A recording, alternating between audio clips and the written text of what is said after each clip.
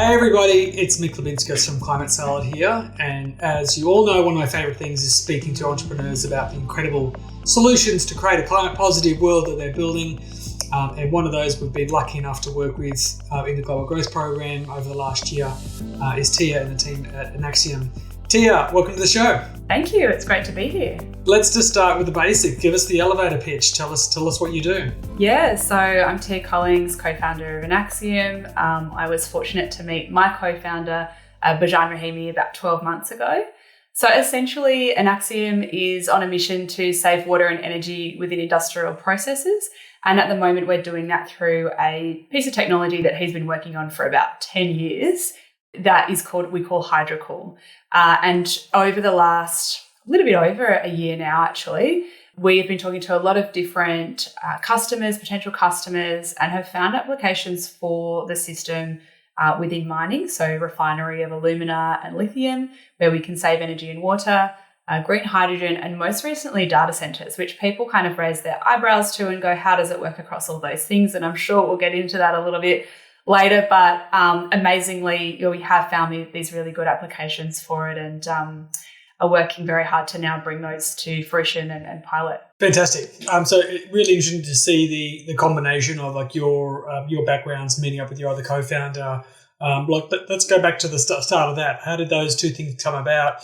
Were you working in this space, interested in this space? Yeah, and what made the connection to decide to do the wildly challenging thing of building a new climate tech company? Exactly. What made us jump in? So Bijan's obviously been doing this for a very long time. He had actually been trying to look at ways to commercialize that system and hadn't been able to find the right person and actually joined Antler.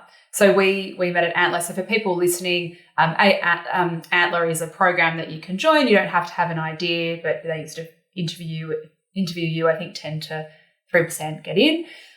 So we met there. My journey to get there was very much, I had my first startup in my 20s, learned how hard that is to do, and then sort of had other businesses after that. Social Startup 48 we launched, where we used to help people launch social businesses.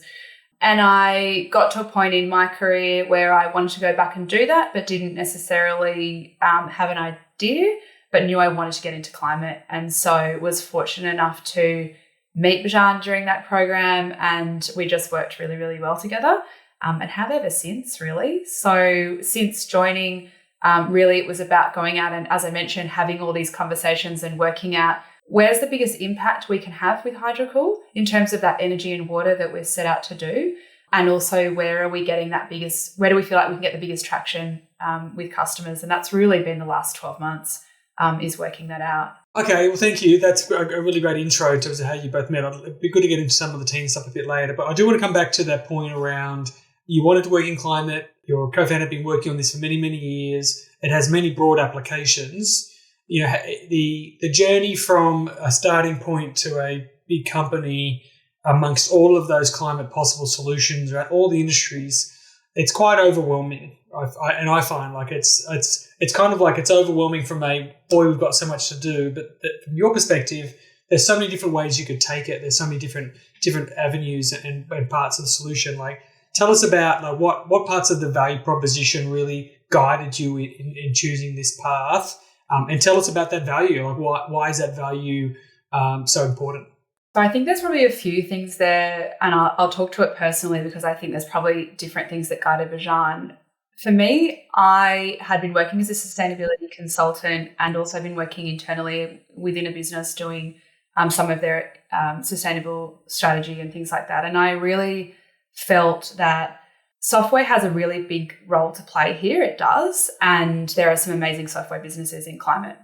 But I really felt that I wanted to go into hardware and I wanted to be on the ground really changing things, because I saw that in the end of the day, and you see this a lot, you know yourself with a lot of climate startups, really it's not the easy thing, but it is the thing that makes the really, really big difference. And so when I went into that program, I was looking for hardware and I was very focused on hardware, how much impact.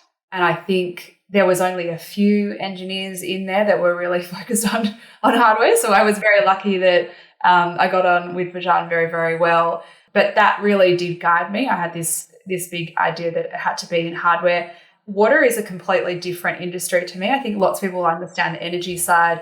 Water, I have come to respect at a whole different level of how scarce it really is. Like, we turn on the tap here in Australia, we're one of the driest continents on the planet. But actually, we only hear about it when we go through drought. So actually working in the industry, it's been really eye-opening, and I've learnt a lot.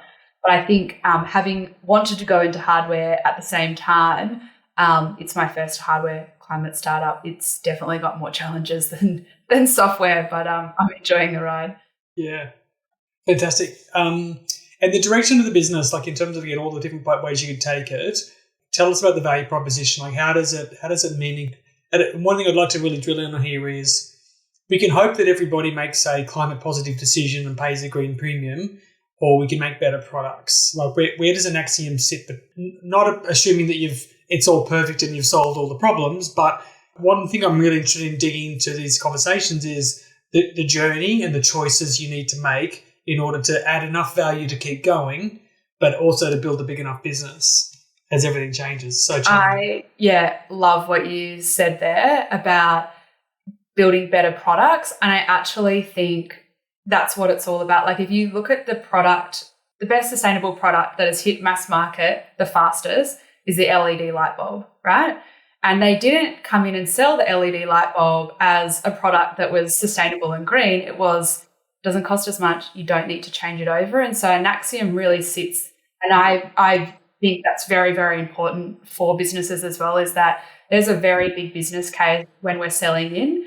We're saving them operational costs. It works better than what's currently in there at the moment. And it just so happens to have a really big impact on sustainability as well. And I think that's where we're going to turn the needle when it hits the bottom line, when you can actually save money, but also have this huge impact on the environment. So very much on that side, build better products and build them sustainably, that they have this impact as almost, we can't do anything else with it. We can't not save energy. We can't not save water. But when we were going in and talking to lots of customers, that value proposition we were really looking for was, okay, if we're saving that much energy, how much money are we actually saving them? And therefore, what's the ROI? What's the return on that investment? And how short can we make that so that this is something that is very scalable, can be bought very quickly, and is not a big decision once we've, proven out the tech at scale, just sell it in. And I think, very focused on that business case. I mean, look at Trump getting in, right? Like, we're looking at some American cases and, what's going to happen in green? And we just went, well, it's not just about green, because we're saving a lot of money, and that's where we're going to push forward. Yeah, it's a really good point. I think it is difficult for those people who understand the size of the problem that you can't rely on the problem itself as a reason. Now, that might change over the next 10 years, I think, as regulation comes in, and also as people see that understand the problem and it's no longer choice. But I think we're definitely not at that stage, and it does make it much easier. But amongst that, again, you mentioned at the start, all your conversations with such a range of customers and with all of your experience and where you could take it. What is your view that you're trying to create a fairly general product that a lot of people from different industries can use in different ways, or are you trying to actually make a more targeted product and then build sub products or customizations along the way? Is that again, this goes to my interest in the choices and journeys of the entrepreneurs in this space. Yeah, it's a great question. So we think about that in two ways. The first one is the industry and the life cycle of the industry. So if you look at selling into mining, it takes a very long time. Quite a risk-averse industry. We know that for us to get in there, that's probably going to take us a few years of trying to pilot, trying to push forward. A lot of businesses have died trying to get in there. But for us, it's a big one, and we know we can make a massive impact. And in terms of the mission that we're trying to prove, it's a really good one for us to go after. So we kind of see that as like, okay, it's a really long-term play, but we want to start making those plays early in that market now. In terms of, going into data center, we see that as much faster. And so we could probably get as a product into market, this is what we're working on in the moment, which is very quick. You're using this system, it's A, B, or C in this brochure.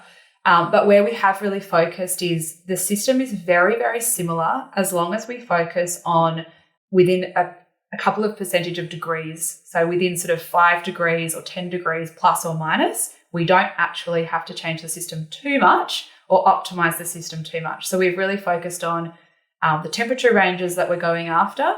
So for the audience, our system doesn't run on electricity. It runs on waste heat in an industrial process. And so we've really focused on the temperature that we're taking from that industry to help us on that sort of roadmap journey to commercialize, and to also make it simpler, because otherwise we know that if we go after too many markets, it's too many things that we've got to change about that product, we're probably going to die getting there. And so we do have to get really focused on what's the roadmap of the product, how are we going to actually get it to a point where we can commercially sell it, but also make some bigger bets on bigger industries like mining that might take us a long time to get there, as I mentioned, but have a huge outweighed impact if we can. Hope that answers your question. Yeah, really, really interesting. I think it is two big choices you made around, number one, with the laser guided focus on hardware. Like, that's a bold choice, but I think it's an important one, because I agree, software is very important, but is not nearly enough by itself. We can't optimize our way to climate positivity.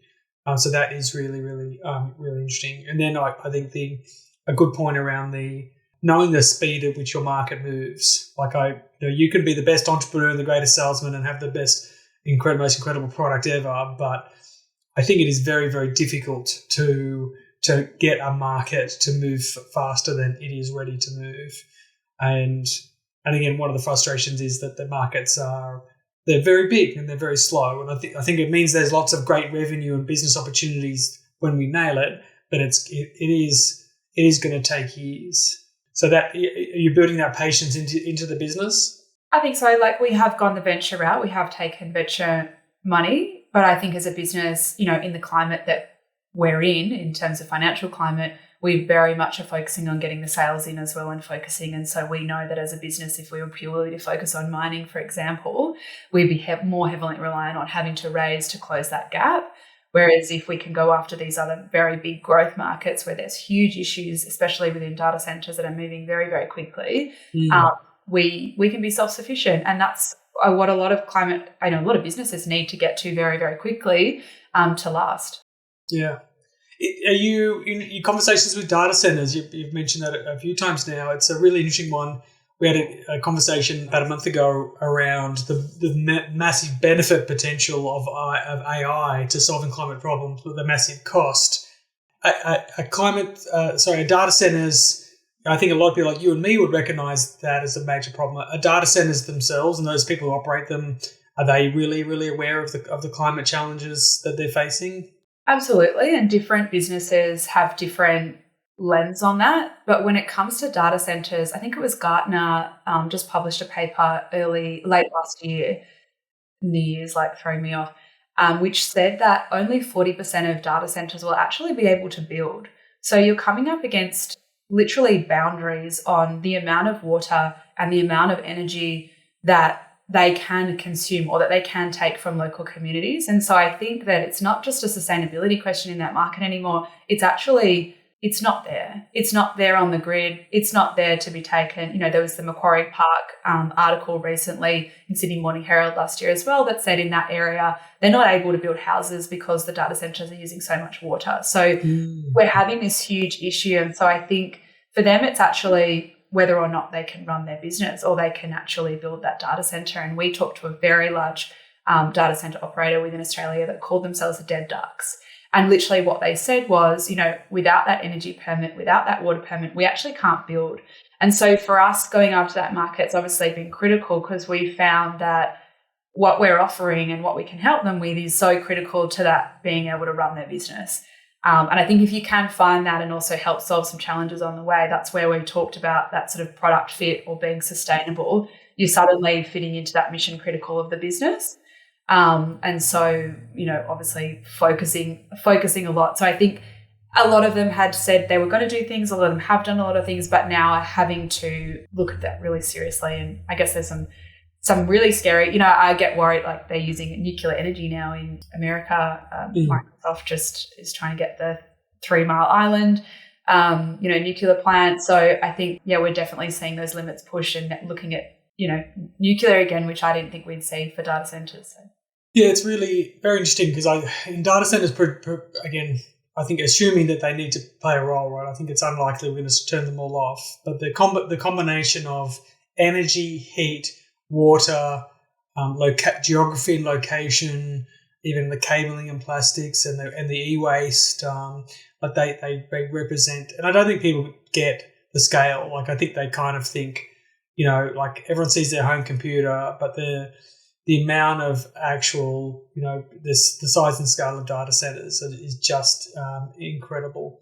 And it's a bit like waste and meat usage and even energy generation. It's kind of hidden away, or you just go, oh wow, how fast is my my Google search? You're like, yeah, it's great, but it comes at a cost. So that's interesting to say that that's biting now, and we're starting to see this people actually move from talk to action. Yeah. And I think, as you said, there's a lot of benefit that's going to come out of it. Like AI can do a lot for us. It's just how we now balance that growth of AI. And as you said, like the numbers are pretty scary. Like in the next 2 years, it's predicted that the energy consumption will more than double. And to put that in perspective, that's about 3 times the energy consumption of the whole United Kingdom. Yeah. 70 million people.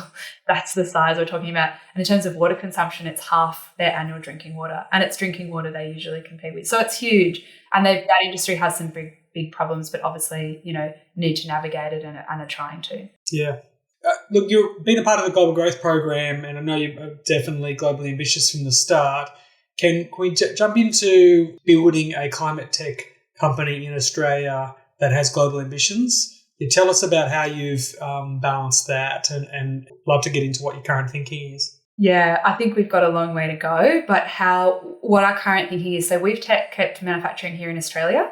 We do obviously have suppliers that we ship in different things for the system, and the reason is that we can have a huge eye on quality control. We're not investing in our own manufacturing, we are using third party, and that's to keep light on our feet and not have a huge, have to raise so much money or have that risk on our balance sheet. I hope that we can continue to manufacture part of that, and how we're thinking about that at the moment is sort of having the sort of maybe not as much IP made overseas and then more of the construction and assembly done here.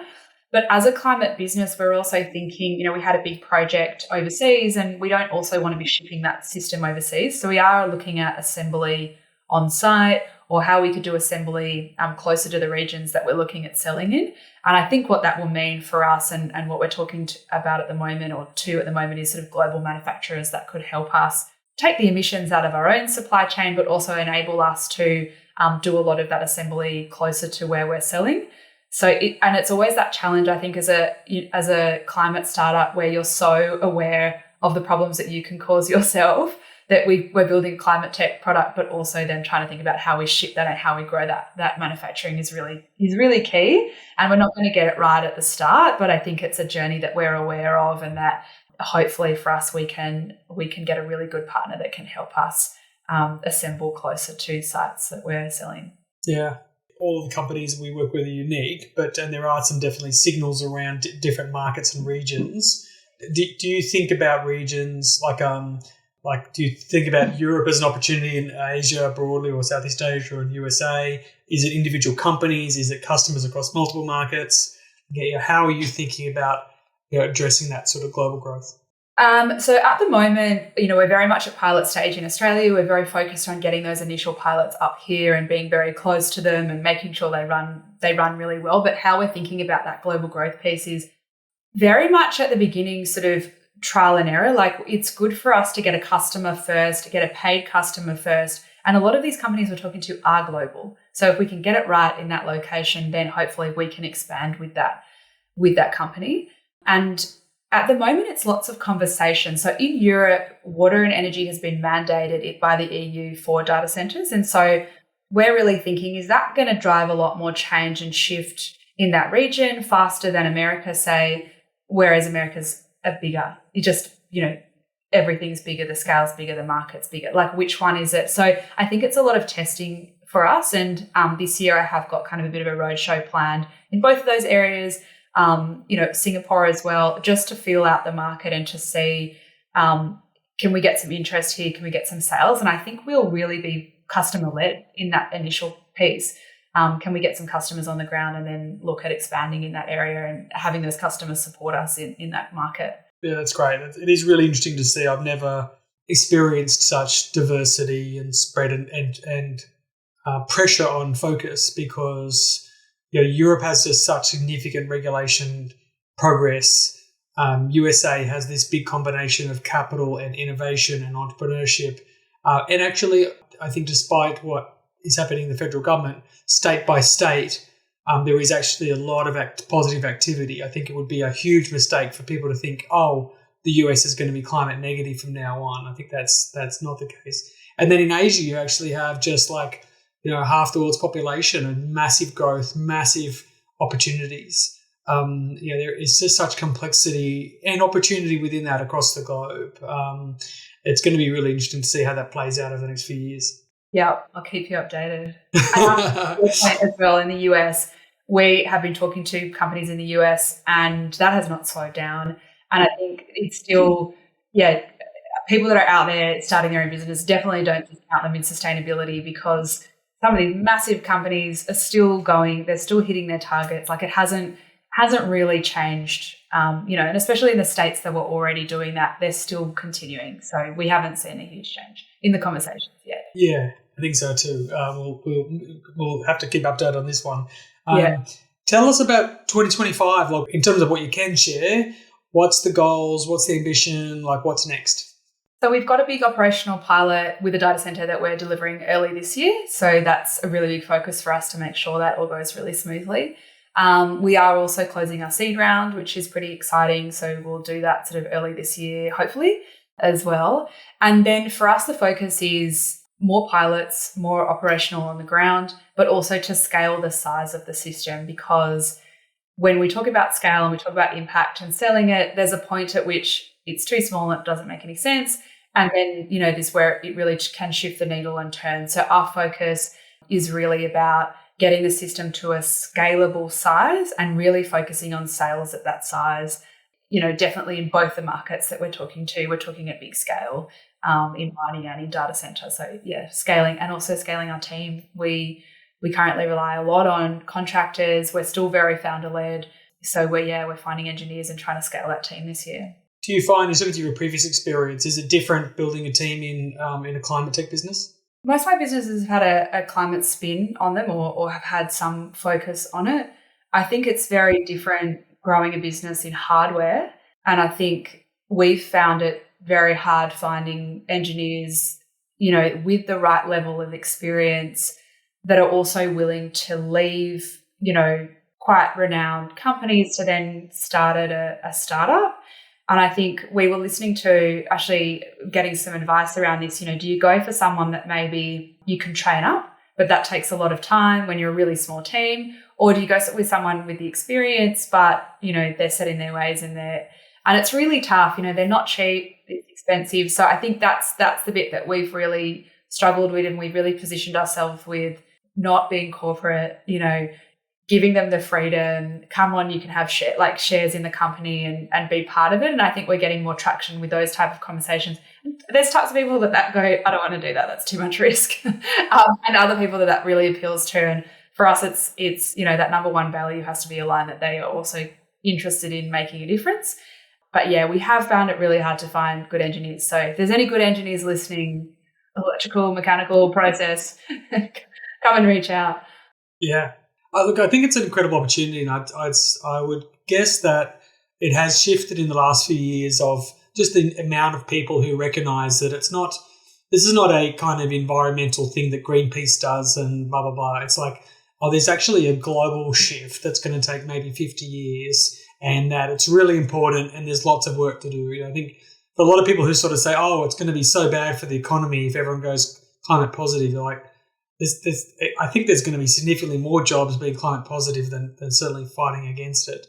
But I think it's interesting to think. I think we've got this dual thing in Australia where we certainly don't have the tech industry, the scale of Silicon Valley, like nobody does. But we are still kind of there's people who've made money out of Canva and Atlassian and some others, but there's not a natural thing to join a company and take equity and want to be a part of that. Like that we are still a bit risk averse.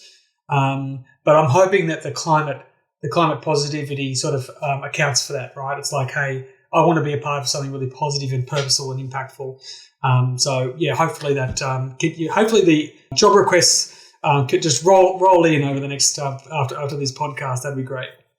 Yeah, that would be amazing. That would be amazing. And I think you're right. Like, it's not something that's going to take it's going to take a long time for us all to shift. But I did a course with Cambridge around that transition and that net zero. And there was something they said really early on, and it was I'm going to misquote, but it was about the transition to net zero. And it was literally saying, we've all got to accept that it is actually inevitable. So fighting against the inevitability actually is just going to slow your business down. And for me, that was a real mind shift, because they said, if you don't transition, you're going to be left behind. So think about it and the other thing that they said was, it's bigger than the Industrial Revolution, the Agricultural Revolution, all combined. It will be bigger than all of those things combined. And those two things really blew my mind, because I really thought, okay, actually, it probably is inevitable, because we actually can't operate like this anyway. And it really has this mind shift in, we have to do this. It's just when companies are ready to do it. Yeah.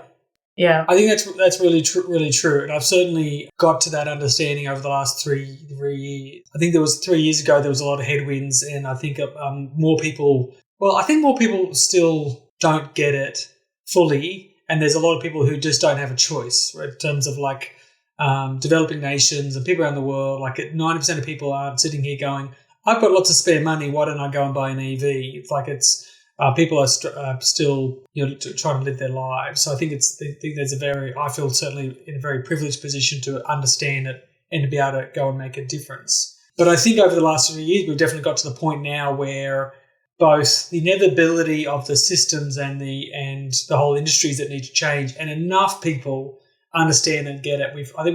That's the first tipping point, I think, positively, that we've tipped over. And so I agree. I think I don't have any worries now that it's we're never going to go there, or we're going to go backwards or fight it. There's going to be challenges. Yeah. And in fact, I was speaking to one of my good friends about this, and he's like, yeah, the reason why it's harder now actually is because we're closer to the major tipping points. That's where it gets really hard. And I really remember with the internet, where it was kind of initially no one cared because they thought we were making stuff up. They thought it was they just thought it was just complete rubbish and it was nothing.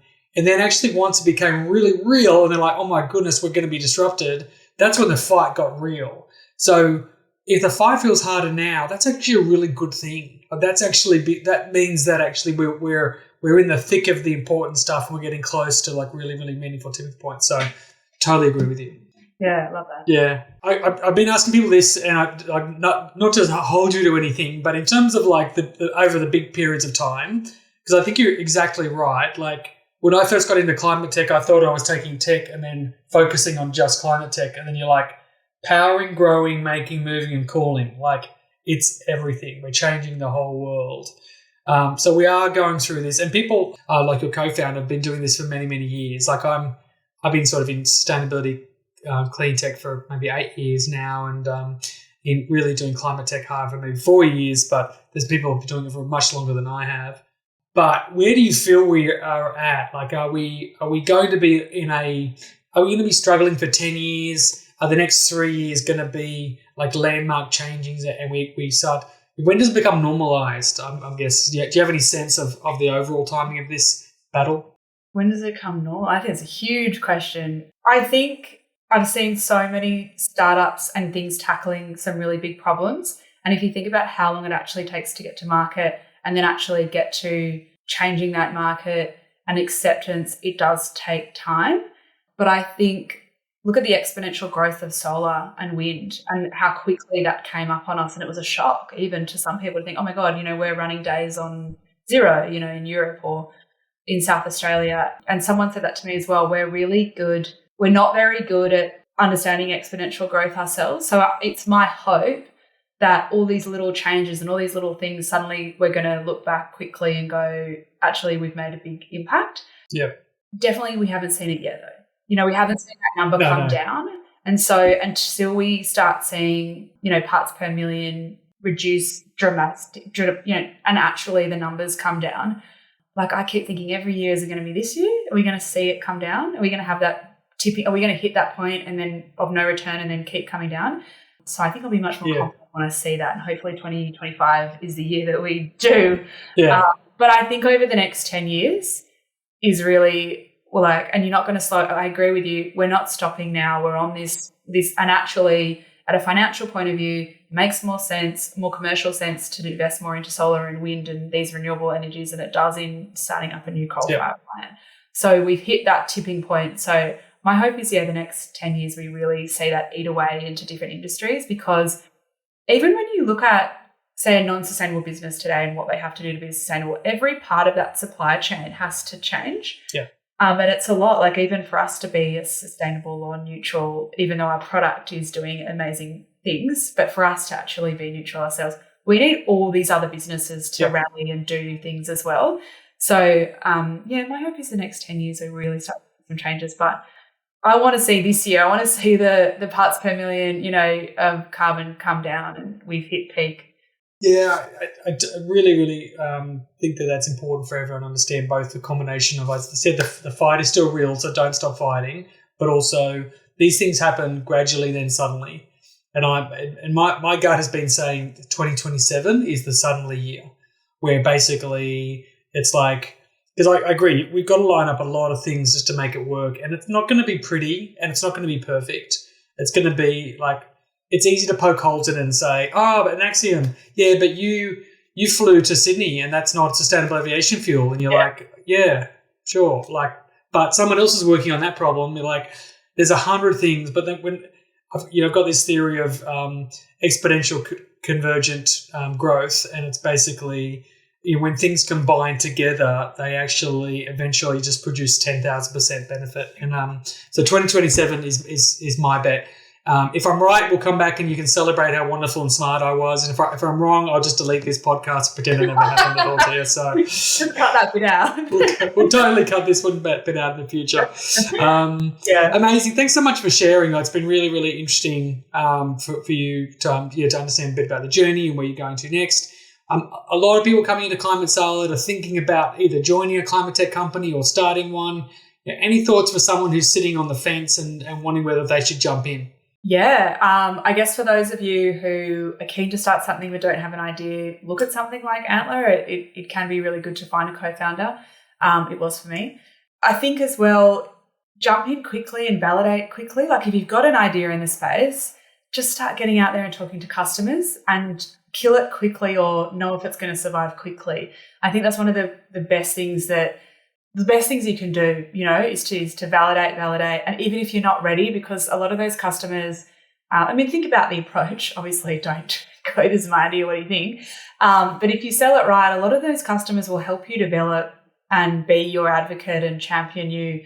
And then, you've got a real business to, leave your corporate job for or whatever it is that you need to do. So I would say validate really quickly and think about that LED light bulb. Like, how are you going to be better product or service, not just from a sustainability point of view? And there are a lot of products that are just the sustainable version, right? Like a Cozier or Tree Card, they're just the sustainable version. But I think the real ones that are really making huge difference are they're also a better product and they're a better business, offering. So I think about that as well, about how you might not be today, but how you plan to be or how you plan to grow into, being that better, value stacking, so people can't copy you, and we need companies to succeed in this. So either fail fast or and think about that road about how you're going to really differentiate yourself and offer something that's more valuable on top of the sustainability piece, which is a challenge, isn't it? Because, climate startups already have this challenge to go up against. And